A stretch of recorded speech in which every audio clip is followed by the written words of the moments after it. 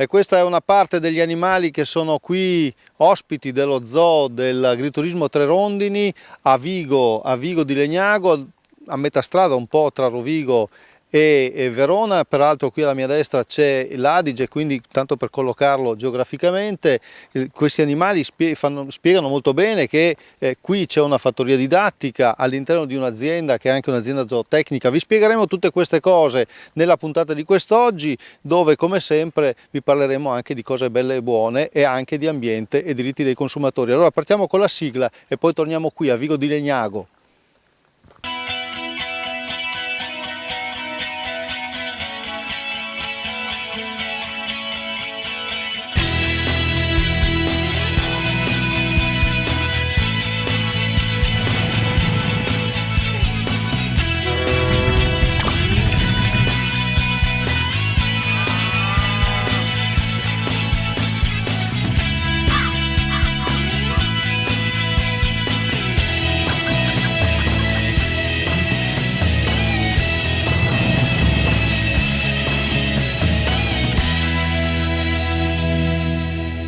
Sì, le caprette fanno sempre molto, come posso dire, molto bell'ambiente, le caprette, le pecore, qui ci sono anche ovviamente, vedete, degli asini, un bel maialone, di che razza è quel maiale lì? È un vietnamita, Giusto, è un mascotte, diciamo, non è quello che è tipico delle nostre zone, però diciamo si è integrato abbastanza bene. Antonio Manghini, ma a chi è venuta in mente l'idea di fare un'attività così multifunzionale?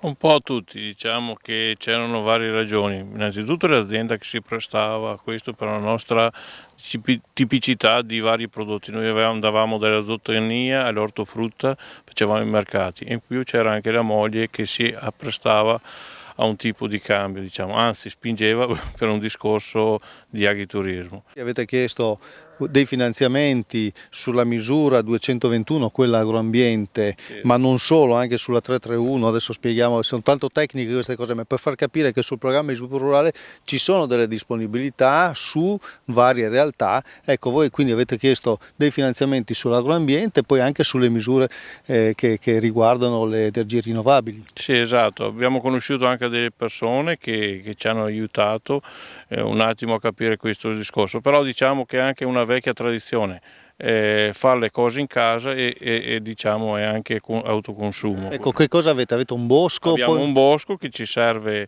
è un bosco di pianura, un bosco di qualità, che vuol dire che ci sono sia delle piante che fra 20-30 anni faranno mobili da legno, ma intanto nell'intermezzo ci sono degli alberi da legna e questi vengono utilizzati dalla nostra azienda per riscaldare tutti i nostri ambienti. Quindi fate, come si dice, chippato, dei piccoli chip, no? Sì. E poi li mettete nella caldaia. Esatto, nella caldaia che è qui. Che alimenta l'agriturismo. Che alimenta tutto l'agriturismo. Cinzia Beozzi, quindi la moglie, che aveva insistito a suo tempo perché nascesse l'agriturismo, lei segue l'agriturismo quindi? Sì, io seguo la parte proprio pratica, il ristorante, l'attività didattica e le camere, gli alloggi. Grazie, allora noi ci fermiamo, qui è stato bello vedere questa azienda e adesso allora andiamo però a Rovigo a parlare di questioni dei consumatori.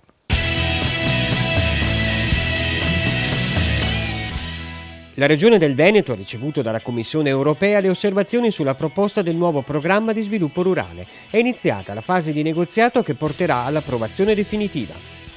Migliorare le prestazioni e la sostenibilità delle aziende agricole è lo scopo dell'intervento 411 della proposta di PSR Veneto, che prevede oltre 340 milioni di euro. Sono state approvate il 12 novembre le graduatorie del bando per la misura 121. La lista dei beneficiari è pubblicata nel bollettino ufficiale regionale e sul sito di Avepa www.avepa.it. Amiche e amici, eccoci nuovamente assieme in compagnia di Walter Rigobon, che vi ricordo è presidente regionale Adiconsum. Quando sono accanto a lui è perché devo risolvere dei problemi. Oggi parliamo di energie, ma di energie alternative e soprattutto se ai consumatori questa energia alternativa in qualche modo costa. Le energie alternative sono tutte quelle che non utilizzano fossili o derivati dal petrolio.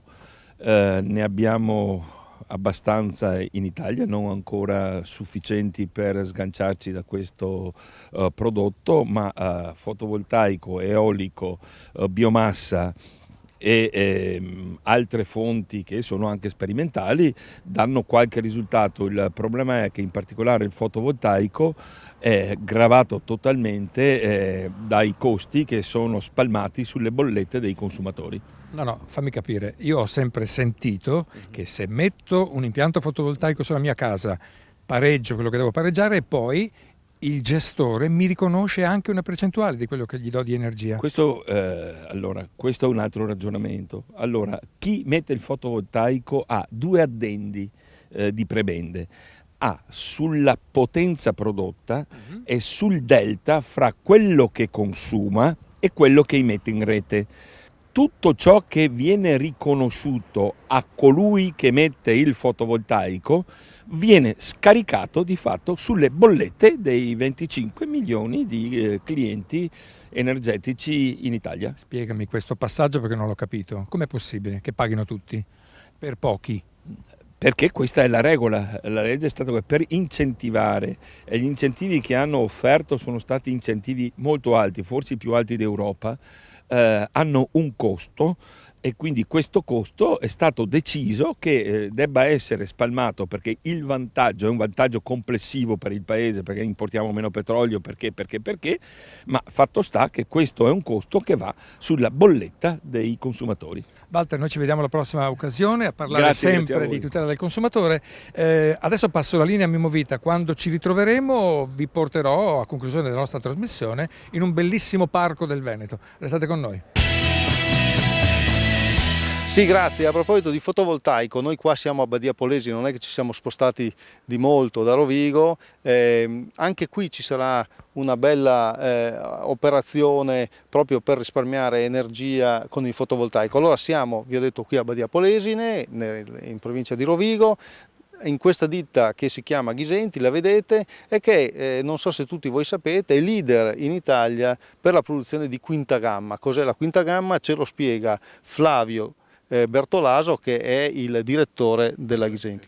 Sì, sono prodotti ortofrutticoli confezionati, puliti prima, lavati e messi sotto vuoto per essere poi pastorizzati o sterilizzati in busta, per essere poi messi nel mercato pronti per la massaia, per essere cucinata. Voi però siete anche stati capaci di andare a chiedere dei soldi per fare delle cose interessanti sulla misura 123 del programma di sviluppo rurale. Sì, la misura 123, che è la misura proprio per l'accrescimento del valore dei prodotti agroalimentari.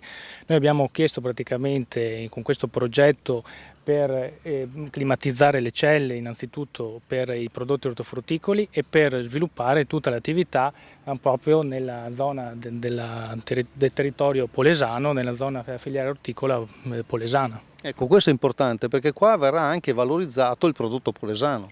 Esatto, verrà utilizzato prodotto polesano, la filiera breve quasi a chilometro zero, qui vicino ci sono la fertile Valle dell'Adige, con l'Ugia in particolare, in cui può offrire svariati prodotti. Dal punto di vista del marketing, della vendita, ecco, il prodotto italiano funziona all'estero? Proprio per questo abbiamo deciso di investire qui a Badia Polesine, in Veneto e in Italia, perché ovviamente negli ultimi anni sta riscuotendo sempre più successo il cosiddetto Made in Italy, quindi noi lo riteniamo un must e per questo che vogliamo investire in Italia e fare prodotto italiano. E allora complimenti, buon lavoro, tifiamo per voi perché tifiamo per noi, grazie allora a Flavio e ad Andrea Bertolaso. Adesso noi però parliamo di ambiente come è giusto che sia. Claudio De Stefani si è spostato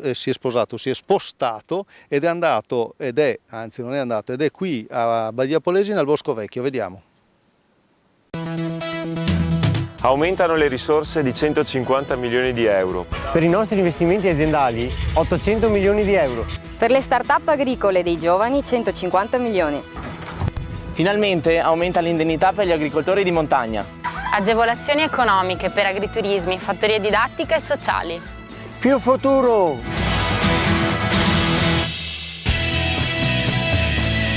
Eccoci nuovamente assieme amici per la parte conclusiva della nostra trasmissione. Poco lontano da Badia Polesine c'è Bosco Vecchio.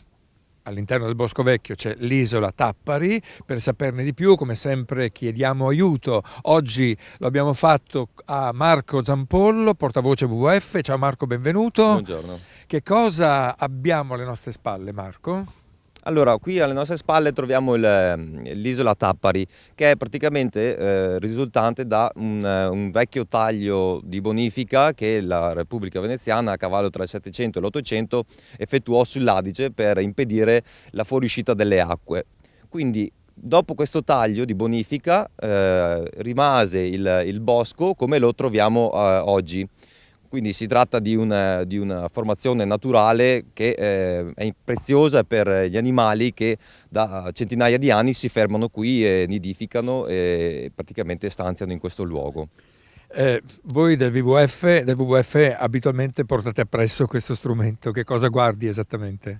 Beh, allora noi teniamo sotto controllo le popolazioni appunto di queste aree. Nella fattispecie qui abbiamo degli uccelli molto, molto graziosi, molto belli da vedere. Tra i quali abbiamo il picchio rosso maggiore e il picchio verde, che sono molto, molto belli da osservare. Ovviamente ci sono anche tutte le famiglie degli aironi, c'è l'airone cenerino, il tarabusino, che è una specie di airone molto piccolo, è il più piccola che esiste, ed è anche come si dice, in rischio di estinzione, perché ovviamente le aree che sono ormai prese tutte dall'uomo sono contro, diciamo, la sopravvivenza di questi uccelli. Come sempre noi vi invitiamo a venire a scoprire queste bellezze del nostro Veneto. Saluto il nostro ospite, saluto anche l'amico Mimo Vita che con me ha condotto questa trasmissione. Noi ci vediamo alla prossima puntata. Arrivederci.